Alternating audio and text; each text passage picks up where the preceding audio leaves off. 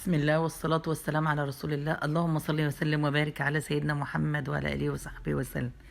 ازيكم يا حبايبي عاملين ايه؟ فيديو جديد وروتين وحيوان النهارده، يا رب يعجبكم. يوم من ايام الله، يا رب يجعل كل ايامكم خير يا رب. تعالوا النهارده يا حبايبي هنعمل حاجة حلوة كده، ماشي؟ هنعمل النهارده بقى ايه؟ عندنا شوية كنافة فايضين كده وورقتين جلاش، وهنعمل حاجة حلوة كده. تعالوا نعمل اول المهلبية، ماشي؟ معانا كوبايتين لبن يا حبايبي، عليهم معلقتين نشا ومعلقتين سكر، والسكر ده حسب رغبتك انت، حسب ما انت بتحبيه، ماشي؟ كله هنعمله على البارد، اللبن بارد، وهنحط ايه الحاجه قبل ما نحطها على النار، هنحط الحاجات ايه على البارد كده. هنقلب النشا المعلقتين ومعلقتين السكر، بعد كده هنرفعهم على النار عشان ما تتكتلش منك يا حبايبي. اهو لازم نقلب النشا كويس على البارد. اللهم صل وسلم وبارك على سيدنا محمد وعلى اله وصحبه وسلم. اهو يا حبايبي هنرفعها على النار بقى، ونقلب تقليب كويس مستمر عشان ما تكتلش منك وتكلكع كده وتبقى شكلها مش كويس. اهو جملت اهيت. لازم نسوي برضو النشا شويه، يعني اديلها غلوتين 3 كده على اساس النشا تستوي عشان طعمها يبقى حلو. وتضيف لها بقى ذره نشا كده بتاع اللهم صل وسلم على سيدنا محمد وعلى اله وصحبه وسلم.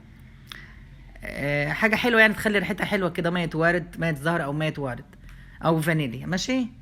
لو وصلتوا معايا لحد كده يا حبايبي حطوا له كومنت حلو كده منكم ولايك يشجعنا. معانا شويه الكنافه اهم يا حبايبي، ربع كيلو، اقل من ربع كيلو حسب الموجود عندك. هتجيب معلقتين سمنه وتسيحوهم وتفركي الكنافه دي، شويه الكنافه دول تفركوهم بالسمنه، وتدهن الصينيه كويس، صينيه تدهنها دهنه حلوه يعني توصبها كده ودهنها كويس، وتقومي فارده الكنافه فيها وضغط عليها بطبق باي حاجه عندك جامده، بصينيه تانية تضغطوهم جامد في قلب الصينيه، وتجيبي المهلبيه لما تبرد، بس اهم حاجه تبرد، وتقومي مفضيها في النص وهي تتوزع بقى، بس ما تروحيش على الاطراف، بلاش الاطراف بتوع الصينيه عشان خاطر لما تسخن وتروح الفرن المهلبيه ما تطلعش من الجوانب وتحرقها وتشعوطها.